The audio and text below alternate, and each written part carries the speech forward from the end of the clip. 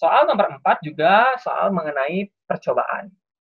Di bawah ini adalah ilustrasi percobaan pipa yang berisi air garam yang disimpan di dalam wortel, ya, yang disimpan di dalam wortel. Kemudian direndam dalam toples berisi aquades. Ya, jadi kita lihat gambarnya. Di sini ada wortel yang diberi lubang. Kemudian lubangnya itu dihubungkan dengan pipa. Nah, pipa isinya adalah larutan garam, ya, ada air garam.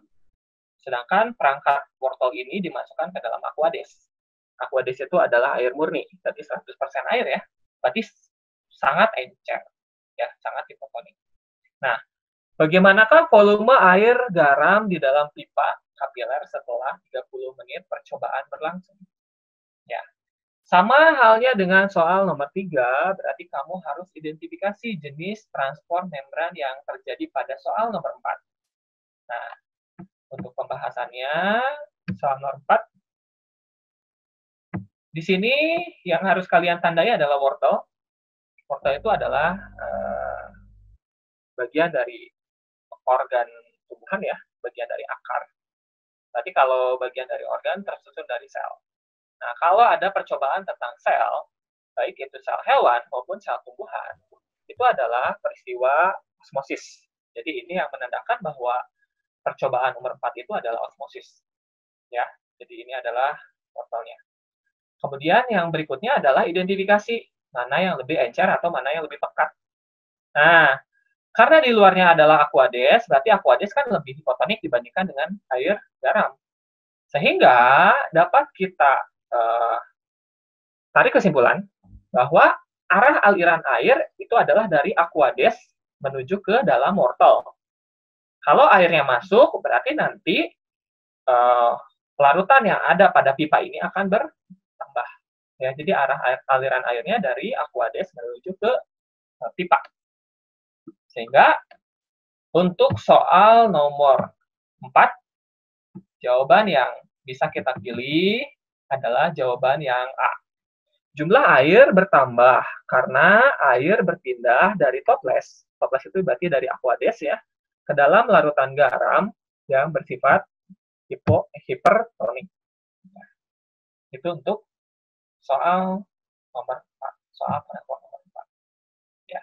Pokoknya prinsip utama untuk transport zat ya, umumnya adalah tentang osmosis, itu adalah identifikasi mana yang encer, mana yang pekat. Kemudian yang pindah adalah air pindah dari yang encer ke yang pekat. Itu untuk soal nomor 3 dan nomor 4. Kita lanjutkan ke soal nomor 5. Untuk soal nomor 5, kembali lagi, ini adalah soal tentang sel. Ya, tapi selnya berbeda dengan sel pada soal sebelumnya. Ya. Perhatikan gambar sel di bawah ini. Fungsi dari organel yang diberi tanda X adalah, nah, kita identifikasi dulu. Di sini ada dinding sel, ya, ada dinding sel. Kemudian yang keduanya ada vakuola dengan ukuran yang sangat besar. Berarti sel pada soal nomor 5 adalah sel tumbuhan, ya. Jadi ada dinding sel, kemudian ada vakuola yang ukurannya besar. Nah, untuk bagian yang ditunjuk itu yang ini, ya. Ini adalah inti sel. Kenapa inti sel? Karena kalau pada sel tumbuhan, organel kedua yang paling besar itu adalah nukleus. Ya, selain vakuola. Jadi yang pertama yang besar adalah vakuola, yang kedua adalah nukleus. Ya. Berarti kita lihat pada opsi mana yang merupakan fungsi dari nukleus. Kita lihat dari yang A. Pengatur pembelahan sel. Nah, organel yang berperan dalam mengatur pembelahan sel adalah sentriol, ya, atau sentrosom.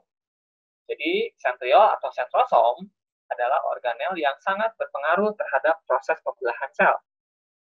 Namun, karena ini adalah sel tumbuhan, maka sel itu tidak ada sentriolnya atau sentrosomnya. Terus bagian yang A berarti fungsinya apa, Pak? Nah, kalau pada sel tumbuhan, proses pembelahan sel tetap diatur oleh benang-benang spindle. Ya, jadi dia diatur oleh benang-benang spindle. Kenapa dia tidak ada sentrosom? Karena sel tumbuhan bentuknya tetap. Ketika proses pembelahan sel, maka ukurannya itu akan terbagi dengan baik. Berbeda dengan sel hewan. Kalau sel hewan, dia tidak punya dinding sel. Sehingga ketika pembelahan sel, perlu ada yang mengarahkan supaya sel yang terbentuk ukurannya akan sama. Ya. Itu untuk soal nomor 5. Opsi A. Kemudian opsi nomor B, tempat berlangsungnya respirasi sel. Nah, kalau untuk respirasi sel, terjadi pada organel mitokondria. Yang C, mengatur aktivitas sel. Nah, ini baru fungsi dari nukleus. Ya, jadi kita pilih jawaban yang C. Ya, mengatur aktivitas dari sel. Tempat sintesis protein. Nah, kalau tempat sintesis protein adalah ribosom, jadi kalian harus selalu berhati-hati dengan soal tentang sintesis protein. Ya, kalau organel yang berperan sebagai tempat sintesis protein, itu pasti adalah ribosom. Ya, jadi organel yang berperan untuk proses sintesis protein, ya, protein itu pasti ribosom. Sedangkan kalau untuk transportasi protein atau angkutan protein, bisa juga untuk modifikasi protein, ini adalah RE kasar. Jadi RE kasar itu bukan untuk sintesis protein, tapi hanya untuk transportasi protein atau angkutan protein. Ya. Kemudian yang berikutnya adalah tempat menyimpan cadangan makanan. Kalau tempat menyimpan cadangan makanan itu adalah fungsi dari vakuola. Jadi vakuola pada sel tumbuhan, dia berperan dalam proses penyimpanan cadangan makanan dan mengatur turgiditas dari sel. Jadi turgiditas itu adalah pengaturan air ya yang ada pada sel. Itu untuk soal nomor 5. Kita lanjutkan ke soal nomor 6. Untuk soal nomor 6, ini soal tentang transport juga. Perhatikan gambar transport zat di bawah ini.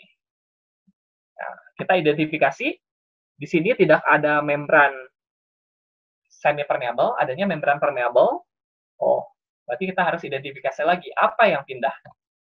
Di sini ada gambar yang bulat-bulat. Yang bulat-bulat itu adalah molekul berwarna. Oh, kalau ini adalah molekul berwarna, berarti ini adalah zat yang terlarut. Kita lihat gambar berikutnya. Oh, berarti zat terlarutnya pindah ya. Nah, kalau zat yang terlarut yang pindah, itu berarti bukan osmosis. Tapi itu adalah peristiwa difusi. Nah, kenapa difusi? Nah, kita lihat. Tidak ada keterlibatan KTP. Nah, berarti dia pasif. Transport pasif. Kemudian yang pindah adalah zat, berarti itu adalah difusi. Ya. Jadi difusi itu adalah proses